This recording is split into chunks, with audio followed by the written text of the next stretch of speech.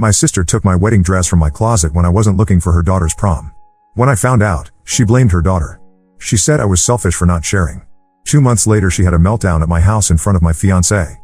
For context, I was supposed to be getting married next month to my fiancé Mark, 31M, but we had to postpone because his father was diagnosed with stage 4 pancreatic cancer 3 months ago. The doctors gave him a timeline of about 6 to 8 months. Mark and I decided to postpone our wedding until his father is either well enough to attend, or if things take a turn for the worst, to spend as much quality time with him as possible. It wasn't even a question for us, family comes first. I work in event planning, and over the years I've collected quite a few formal gowns for different occasions. I keep them all in my closet, each in garment bags to protect them. My wedding dress is in a special white garment bag that has Bridal Dreams written on it in gold lettering. It's pretty obvious it's a wedding dress bag. Last week, Carissa called me to ask if she could borrow one of my gowns for her senior prom, which is happening this weekend. Apparently, Jenny had been putting off taking her shopping, and now they were running out of time. I told her of course she could borrow one, and that she should come over on Tuesday evening to look through what I had. On Tuesday, Jenny and Carissa showed up while I was in the middle of an important conference call with a client. The call had already run 20 minutes over schedule, and I couldn't end it. I motioned for them to go upstairs to my bedroom and look through my closet for a dress that would work. I trusted them completely, they've been to my house countless times, and I've never had any issues with them before. When my call finally ended about 30 minutes later, I went to the kitchen to get some water. That's when I saw that my cat, Murphy, had somehow knocked over a 5-pound bag of flour that was on the counter. There was flour everywhere, on the countertops, all over the floor, and paw prints tracking through the entire kitchen. While I was still processing the mess, Jenny and Carissa came downstairs. Carissa was holding a black garment bag, and they told me they'd found a dress. I was too busy with a flour disaster to walk them out, so I just told them I'd see them at the prom this weekend for photos. They left, and I spent the next hour cleaning up the kitchen. After finishing with the flour mess, I went upstairs to see which dress Carissa had chosen. I walked into my closet and immediately noticed something off about my wedding dress bag. It wasn't zipped all the way. I opened it up, and my stomach dropped, my wedding dress was gone. I frantically searched my closet, thinking maybe they'd moved it, but then I realized what happened. They had taken my wedding dress and put it in a black garment bag to hide the fact that they were taking it. I was beyond furious. I called Jenny immediately, but she didn't pick up. I texted her, but no response. Without thinking twice, I grabbed my keys and drove to their house, which is about 20 minutes away. When I got there, I knocked on the door. Jenny answered, looking surprised to see me. I asked to see the dress Carissa had taken. Jenny hesitated but called Carissa downstairs. When I saw Carissa wearing my wedding dress, I nearly lost my mind. I told them that was my wedding dress, and they had no right to take it.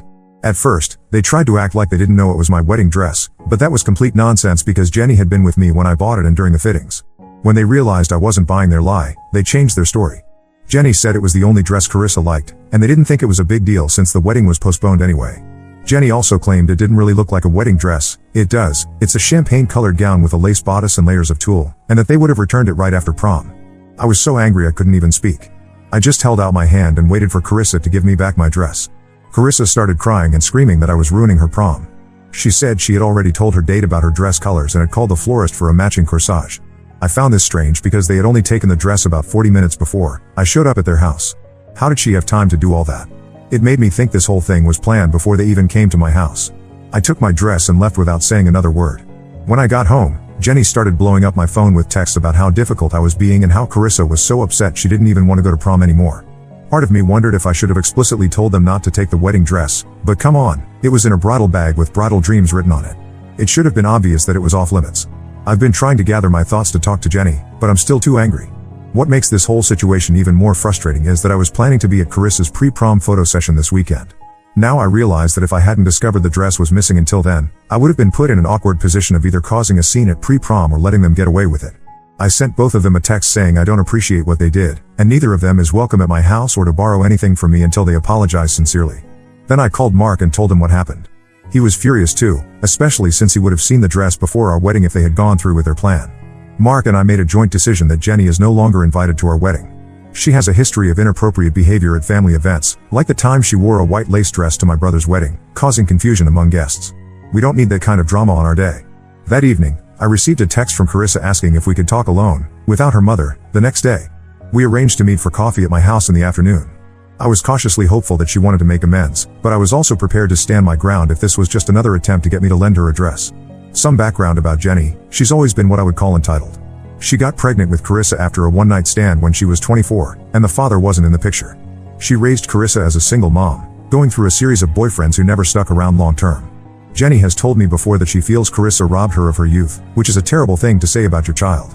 Jenny seems to think the world owes her something because she's had a difficult life. I do respect the challenge of raising a child alone, it's not easy. But over the years, she's become increasingly resentful towards anyone who appears to have an easier life than her, including me. As for Carissa, I've always tried to be there for her. We spend time together, and I try to be someone she can talk to. She's usually quiet and polite around me, which is why her outburst about the dress shocked me so much. I decided not to reach out to her first because I felt she needed to learn that actions have consequences, and I wasn't going to coddle her. But I was willing to listen when she reached out to me.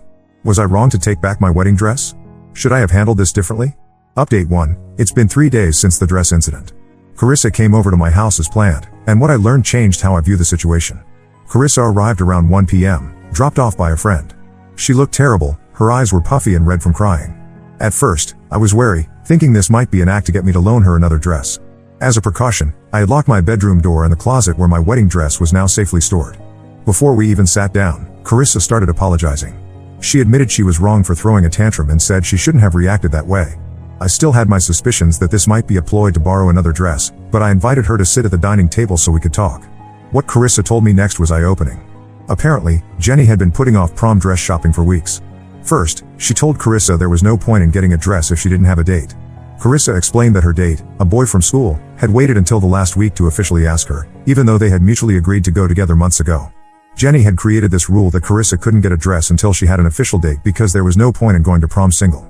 Once the boy officially asked, Jenny then claimed she was too busy to take Carissa dress shopping. That's when Jenny suggested they call me to borrow one of my gowns. Carissa was upset about not being allowed to go shopping for her own dress, even with friends, but she agreed to the plan to avoid a fight with her mother. This already painted a different picture than what I had initially assumed. When they came to my house while I was on that client call, Carissa said she was trying on dresses while Jenny was pulling gowns from my closet. The logistics of my bedroom setup are important here. My gowns are stored in the closet, but the full-length mirror is in the bedroom by the window. Carissa was busy trying on dresses and evaluating them in the mirror while Jenny was digging through my closet. According to Carissa, Jenny came out with my wedding dress and presented it to her.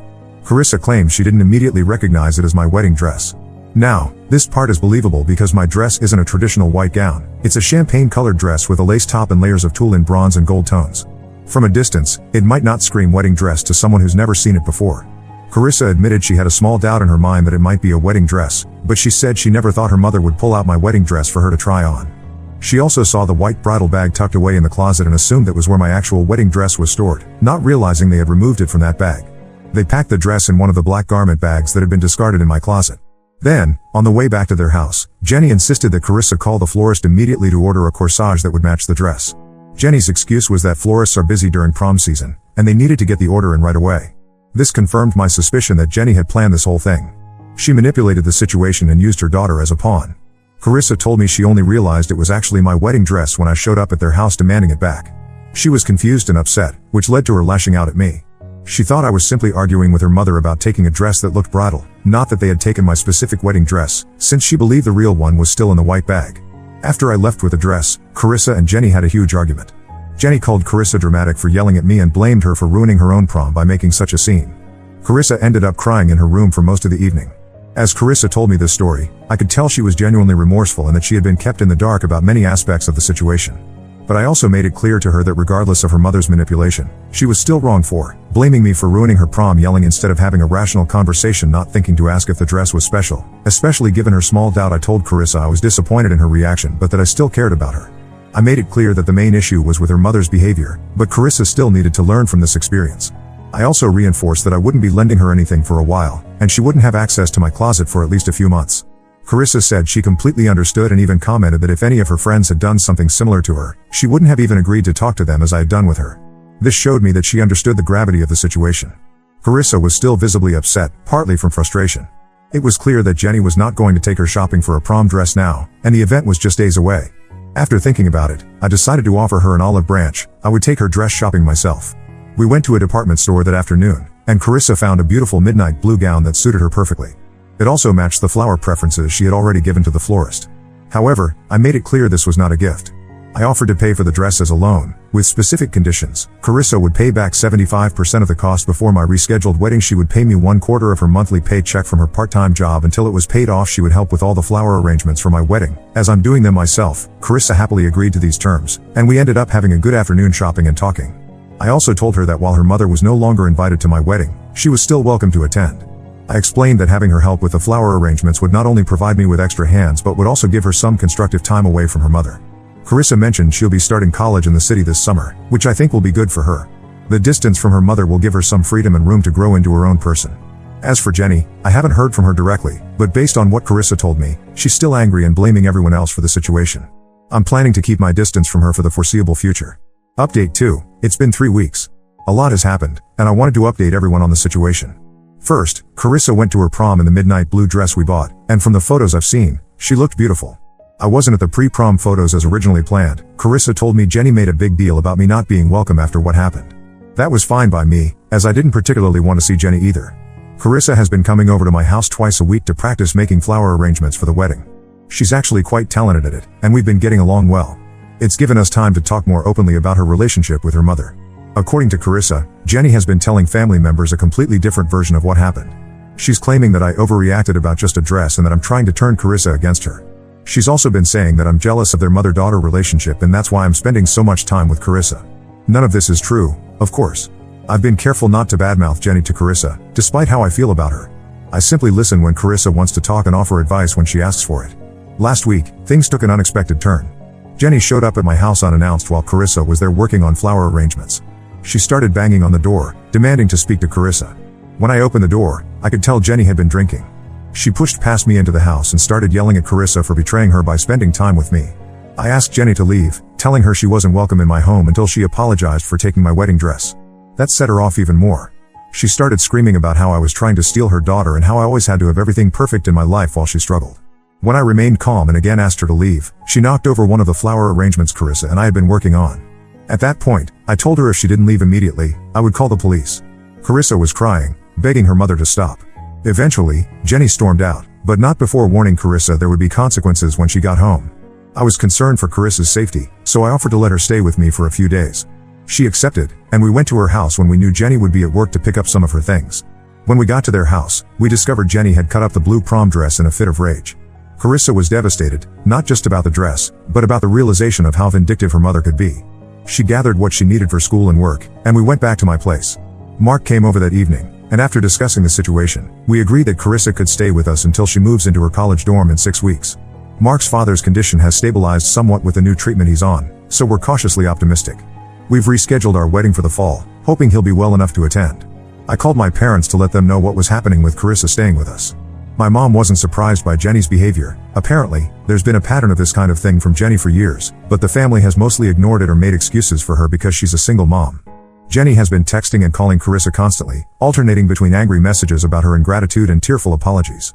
It's clear to me that Jenny has some serious issues she needs to work through, but she refuses to acknowledge that her behavior is problematic.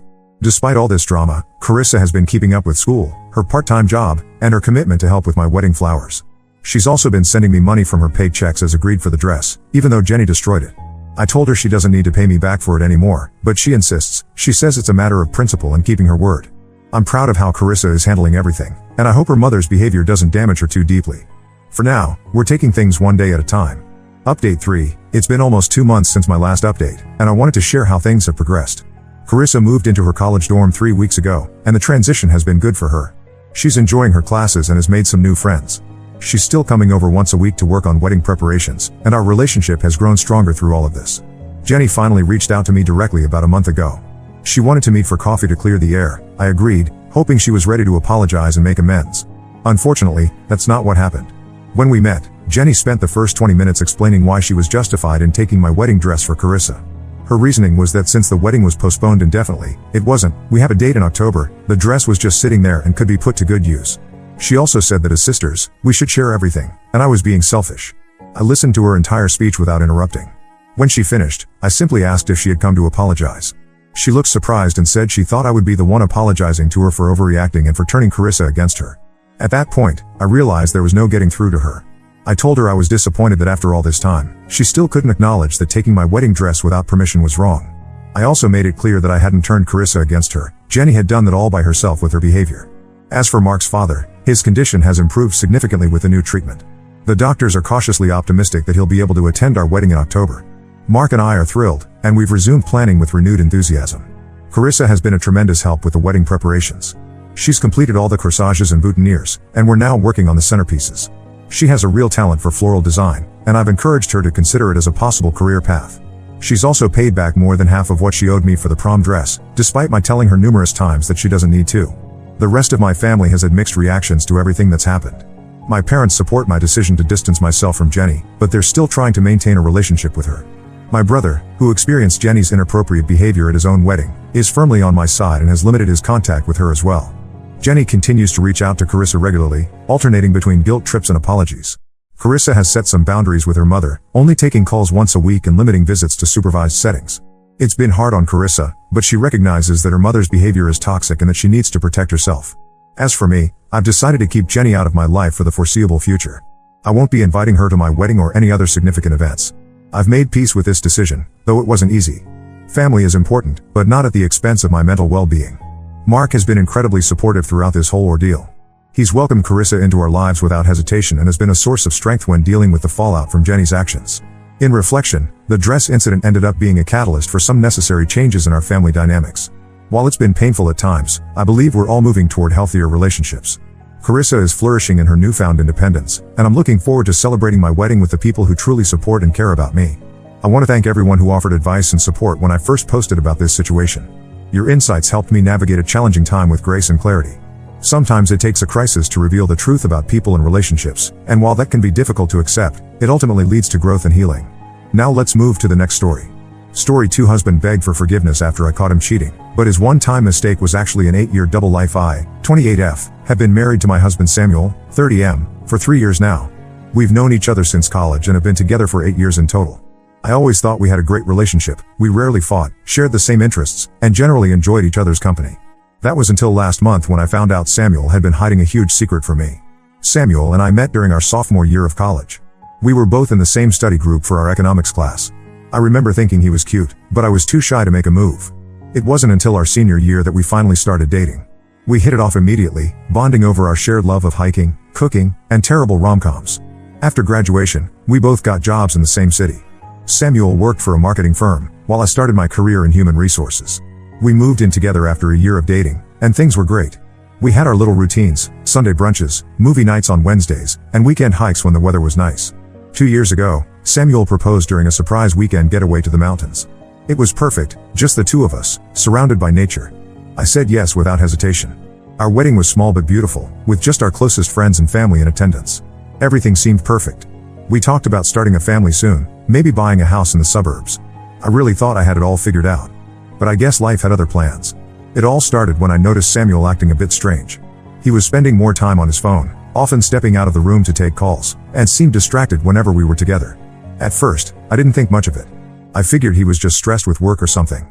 But as the days went by, his behavior became more suspicious. One night, while Samuel was in the shower, his phone buzzed with a text message. I know I shouldn't have looked, but something in my gut told me I needed to. The message was from someone named Sarah and it read, "Can't wait to see you tomorrow, babe. Miss you already." I quickly put the phone back and tried to act normal when Samuel came out of the shower. The next day, I decided to follow Samuel when he left for work. Instead of going to his office, he drove to a small cafe on the other side of town. That's where I saw him meet up with a woman I'd never seen before. They hugged, kissed, and sat down together, looking very much like a couple. I couldn't believe what I was seeing. I wanted to confront them right there, but I was too shocked to move. I just sat in my car, watching them through the window, feeling like my whole world was falling apart. When Samuel came home that evening, I confronted him. At first, he tried to deny everything, but when I told him I'd followed him, he broke down and confessed. Sarah wasn't just some random woman, she was his high school sweetheart. They had reconnected on Facebook about 6 months ago and had been seeing each other since then. I asked Samuel why he did it, why he couldn't just talk to me if he was unhappy. He said he didn't know why he did it, that he still loved me but there was just something about Sarah that he couldn't resist.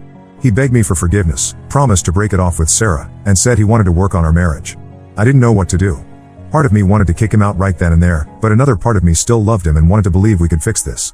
In the end, I told Samuel I needed some time to think. I packed a bag and went to stay with my sister for a few days. My sister, LOD, 32F, has always been protective of me. When I told her what happened, she was furious. She wanted me to leave Samuel immediately, saying that once a cheater, always a cheater. But she also understood that it wasn't an easy decision for me to make. While staying with LOD, I did a lot of thinking about my relationship with Samuel.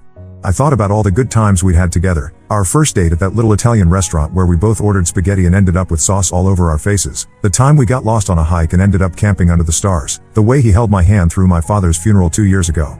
But I also thought about the signs I might have missed.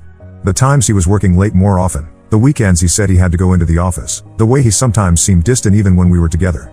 It's been a week now, and I'm still at my sister's place. Samuel has been calling and texting nonstop, begging me to come home so we can talk. My friends are divided. Some say I should give him another chance, others say I should divorce him immediately. My family, especially LOD, think I should leave him. I'm torn. On one hand, we've been together for so long, and up until now, I thought we had a great marriage. Is it worth throwing away 8 years over one mistake? On the other hand, how can I ever trust him again? Every time he's on his phone or working late, will I always be wondering if he's with her? I keep thinking about our plans for the future. We were talking about trying for a baby next year. We had even started looking at houses in the suburbs, dreaming about a backyard for our future kids to play in. Now all of that seems so far away. I've always been the type of person who believes in second chances. When we were in college, Samuel cheated on a big exam and almost got expelled. I stood by him then, helped him appeal to the disciplinary board. He promised he'd never do anything like that again, and as far as I know, he kept that promise. But this feels different, bigger somehow. I'm also worried about what this means for my own self-worth. Am I not good enough? Did I do something wrong? Samuel swears it has nothing to do with me, that he was just weak and made a mistake. But it's hard not to take it personally. Then there's the practical side of things to consider. We have a joint bank account, a shared lease on our apartment, intertwined lives in so many ways. The thought of untangling all of that is overwhelming. I don't know what to do. Should I try to work things out with Samuel? Or should I end our marriage and start over? Has anyone been in a similar situation? How did you handle it? I keep going back and forth. One moment I'm ready to go home and try to work things out, the next I'm looking up divorce lawyers. I know I need to make a decision soon, but it feels impossible. For now, I'm taking it one day at a time. I'm grateful for my sister's support and the space to think things through. I just wish I knew what the right answer was. Update 1: It's been 2 weeks since my last post, and a lot has happened. First of all, thank you to everyone who commented and offered advice. Your words really helped me during this difficult time. After a lot of thinking and talking with my sister, I decided to go back home and have a serious conversation with Samuel. I figured I owed it to our marriage to at least hear him out before making any final decisions. When I got home, Samuel looked like he hadn't slept in days. He immediately started apologizing again, saying how sorry he was and how much he regretted what he'd done. He swore he had broken things off with Sarah for good and even showed me the messages where he told her it was over. We talked for hours. Samuel explained that he and Sarah had dated in high school and she was his first love. When they reconnected on Facebook, old feelings resurfaced, and he got caught up in the excitement and nostalgia of it all. He said he never meant for it to go as far as it did, but one thing led to another, and before he knew it, he was in too deep. I asked him why he didn't just tell me about Sarah from the beginning. He said he was afraid I'd be upset or jealous, so he kept it a secret. When things started getting more serious with Sarah, he knew he should end it, but he didn't know how without hurting her or risking me finding out. I told Samuel how hurt and betrayed I felt. How his actions had shaken my trust in him to the core. I asked him how I could ever trust him again. He said he would do whatever it took to regain my trust. He offered to give me full access to his phone and social media accounts, to check in with me regularly when he's not at home, even to quit his job and find a new one if that would make me feel better. After our talk, I felt a little better. Samuel seemed genuinely remorseful and willing to do whatever it took to save our marriage. I told him I wasn't ready to forgive him yet, but I was willing to try to work things out. We agreed to start marriage counseling and to take things day by day. We had our first counseling session a few days later. The counselor, Dr. Anderson, seemed nice enough. She asked us to talk about our relationship history, our communication styles, and what we both wanted for the future. It was uncomfortable at times, but I felt like we were making progress. Things were going okay for about a week. We started counseling, and Samuel was being very attentive and transparent. He would text me throughout the day, letting me know where he was and what he was doing. He even suggested we start doing more activities together, like taking a cooking class or joining a hiking group. But then something happened that threw everything into chaos again. I got a call from Sarah. Apparently, Samuel hadn't been entirely truthful about breaking things off with her. She told me that Samuel had indeed told her it was over, but then a few days later, he reached out to her again, saying he made a mistake and wanted to see her. They had met up just 2 days before I came home. I was furious. I confronted Samuel about this, and he broke down again. He admitted that he had reached out to Sarah one last time, claiming he needed closure. He swore nothing physical happened during that meeting, that they just talked, but he knew it was wrong and that's why he didn't tell me about it. Now I'm back at square one, feeling even more betrayed than before. Samuel is begging for another chance, saying the meeting with Sarah made him realize for sure that he wants to be with me. But I don't know if I can believe anything he says anymore. I'm staying with my sister again. Samuel keeps calling and texting, but I'm not ready to talk to him yet. LOD is furious. She wants me to file for divorce immediately, saying Samuel has proven he can't be trusted. My parents, who initially encouraged me to try to work things out, are now saying maybe LOD is right. I called Dr. Anderson and told her what happened. She suggested Samuel and I come in for an emergency session, but I'm not sure I'm ready for that yet. She did recommend that I start seeing a therapist on my own to help process everything that's happening. I've been thinking a lot about my own role in all of this. Did I somehow contribute to Samuel's decision to cheat? Were there signs I missed? I know logically that his choices are his own, but it's hard not to wonder. I'm also struggling with feelings of embarrassment. We live in a small town, and word travels fast. I'm dreading having to explain to people what's happening if we do end up getting divorced. I've been throwing myself into work as a distraction. My boss has been understanding, giving me some extra projects to focus on. It helps to have something else to think about, even if it's just for a few hours a day. I'm seriously considering divorce at this point. I love Samuel, but I don't know if love is enough anymore. The trust is gone, and I'm not sure if it can ever be rebuilt. Has anyone been in a similar situation? Did you give your partner another chance after repeated lies? How did it turn out? For now, I'm taking some time for myself. I've started going to a yoga class that LOD recommended, trying to find some peace amidst all this chaos. I know I'll have to make a decision soon, but for now, I'm just trying to get through each day as it comes. Update 2: It's been a month since my last update, and things have taken an unexpected turn. I've spent this time living separately from Samuel, trying to figure out what I want to do. During this time, I've learned some things that have completely changed my perspective on the situation. First, I want to thank everyone who commented on my last post. Your advice and support have been invaluable during this difficult time. Many of you suggested I dig deeper into Samuel's story, and I'm glad I took that advice. About 2 weeks ago, I decided to reach out to Sarah myself. I know many of you advised against this, but I felt I needed to hear her side of the story. What she told me was shocking. According to Sarah, her relationship with Samuel wasn't just a recent thing that started 6 months ago. They had been in an on and off relationship for years, even before Samuel and I started dating. She told me that Samuel had always kept her as a backup, reaching out to her whenever things got tough in our relationship. Sarah shared with me text messages and emails dating back to the early days of my relationship with Samuel. There were messages from times when I thought we were exclusively dating, including during major milestones in our relationship like when we moved in together and even around the time of our engagement. I was stunned.